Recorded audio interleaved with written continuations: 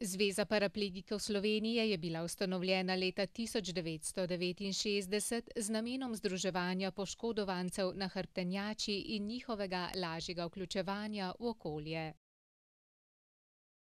O 45. obletnici delovanja so v še nedokončanem domu paraplegikov v Pacugu organizirali okroglo mizo Izzivi paraplegije. Kajti, ko je človek z zlomljeno hrbtenico, pride na medicinsko obravnavo, se mu podre svet. Od takrat naprej ne more več hoditi, ne more stopiti na nogo. Praktično en kup se pojavi težav, za katere takrat v tistem trenutku misliš, da so nepremagljive. Ja, zagotovo je z delom naše zveze in pa tudi lokalnih društev se veliko premaknilo na področju urejanja okolja. Kajti težimo k temu, da je okolje humano urejeno tako za invalide, kakor tudi za mamice z vozičkom in populacijo, ki se vedno bolj stara. Na področju medicinsko-tehničnih pripomočkov je solidno poskrbljeno. Enako je solidno poskrbljeno tudi za rehabilitacijo, za obnovitveno rehabilitacijo. Mogoče na medicinskih pripomočkih malo manj za aktivne paraplegike, kateri smo zaradi svoje aktivnosti, vključenosti v širše družbeno življenje malo zapostavljeni in moramo medicinske pripomočke, na primer voziček, doplačevati.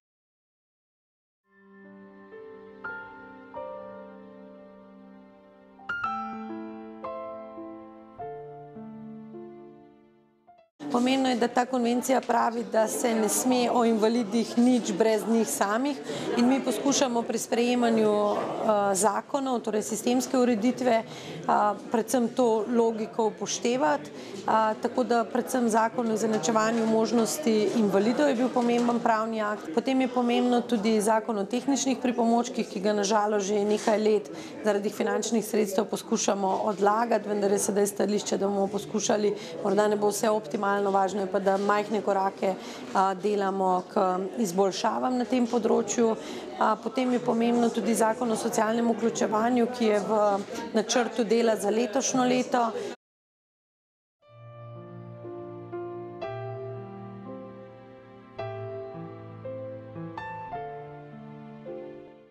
Predstavniki Zveze paraplegikov Slovenije so resorno ministrico opozorili na nesprejemljiv predlog zakona o igrah na srečo. S tem zakonom želijo ta sredstva prepeljati v državni proračun, kar je absolutno za nas strani invalidov nesprejemljivo. Kajti, kaj nekdo ko bo odločal o paraplegikih in tetraplegikih, ki ne pozna naše specifike, ve, ali se bo pravilno odločil ali ne. In če se fundacija ukine, naprimer, da se prenehajo nakazovati sredstva na fundacijo, ampak v državni proračun, s tem bomo pokopali slovensko invalidsko varstvo.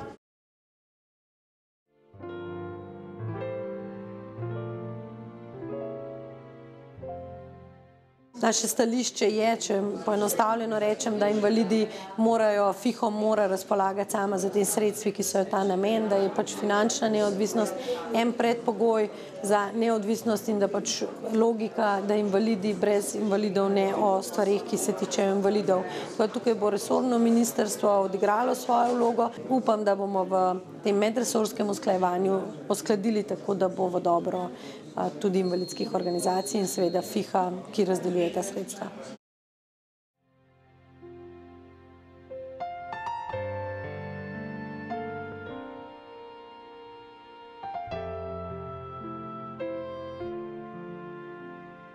Ne glede na vse, pa sem jaz osebno mnenja, da nek določen nivo koncesijskih sredstev bo ostal in seveda mi bomo še naprej financirali tako invalidske kot humanitarne organizacije in v okviru tega tudi Zvezo paraplegikov Slovenije, ki za svojo 45-letnico delovanja dokazuje, da izvaja programe in aktivnosti, ki so pomembne za ljudi z para- in tetraplegijo.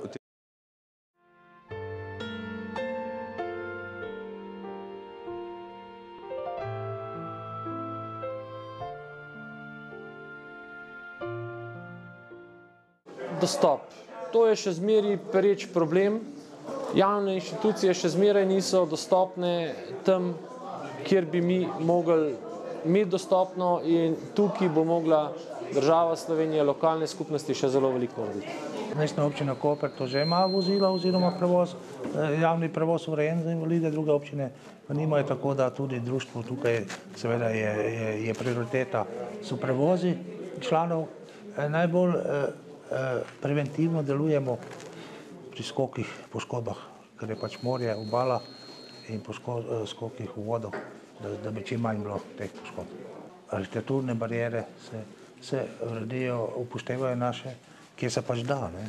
Tam, kjer ne mogoče, kjer je spomeniško varstvo, tudi mi se zavedamo tega in se zavedamo, da živimo v takem okolju in tudi mi se moramo prilagoditi. V prihodnje si pa predvsem želimo tudi pri Zvezi paraplegikov tudi zakon o osebni asistenci, kajti 1/3 našega članstva je tetraplegikov, ki so odvisni od popolne nege in pomoči drugih oseb.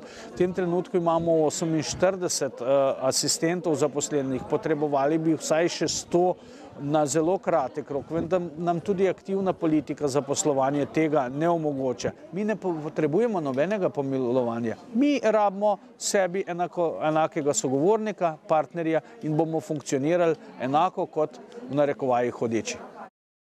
Paraplegiki so prepričani, da invalidi niso za odpis. Resnično enakovreden del naše družbe pa bodo postali šele z dejavnim družbenim in političnim delovanjem.